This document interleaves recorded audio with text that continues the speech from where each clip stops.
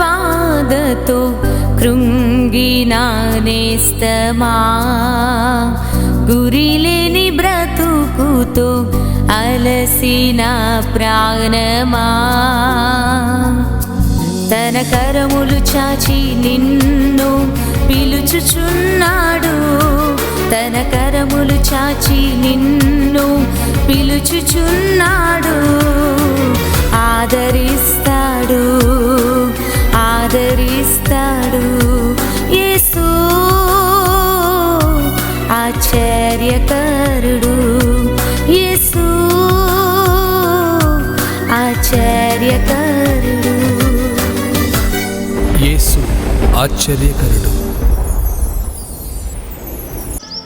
Praise the lord. యేసు ఆశ్చర్యకరుడు అనుదిన వాగ్దానం. ఈరోజు దేవుని వాక్యాన్ని చదువుకుందాం. లూకా సువార్త 1వ అధ్యాయం 30వ వచనాన్ని చదువుతున్నాను. భయపడకము, దేవుని వలన నీవు కృప పొందితివి. ఆమేన్. హల్లెలూయా. దేవునికి స్తోత్రం. మీలో చాలామంది కూడా భయపడుతూ ఉన్నట్టున్నారు కదండి. నిజమే, భయము మనల్ని కొన్నిసార్లు ఆవరిస్తుంది. కొన్నిటిని బట్టి మనం ఆలోచన చేసినప్పుడు భయం కలుగుతుంది. ఎందుకంటే భయపడుతూ ఉంటాము. ప్రతిరోజు కూడా చాలామంది ఏదో ఒక విషయాన్ని గురించి భయపడుతూ ఉంటారు. భయముతోనే ఆ దినాన్ని కూడా గడుపుతూ ఉంటారు కదండి.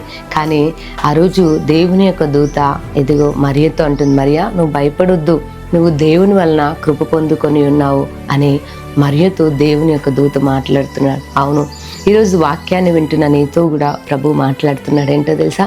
నువ్వు భయపడవద్దు. ఎందుకు భయపడవద్దు అంటే దేవుడు నీకు కృపనిచ్చాడు, నువ్వు దేవుని వలన కృప పొందుకున్నావు. అవును, ఎవరి జీవితంలోనైతే కృప పొందుకుంటారో వారు విజయాన్ని చూస్తారు, వారు దేవుని యొక్క ఆశ్చర్య కార్యాలను చూస్తారు. వారి జీవితము ఒక ఆశీర్వాదకరంగా అనేక మంది మాట్లాడుకునేటట్లుగా దేవుడు ఒక ఉన్నతమైన ఉన్నతమైన స్థితిని దేవుడు వారికి ఇస్తాడు.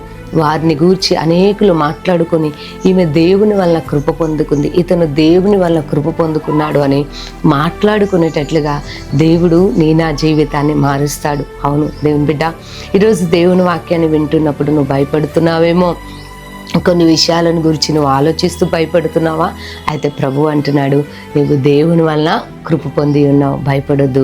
అవును, దేవుని కృప నీకు ఉన్నతమైన స్థితిని అనుగ్రహిస్తాడు. దేవుని కృప ద్వారా ఆశ్చర్యకరమైన అద్భుతమైన కార్యాలు దేవుడు నీ జీవితంలో జరిగించబోతున్నాడు.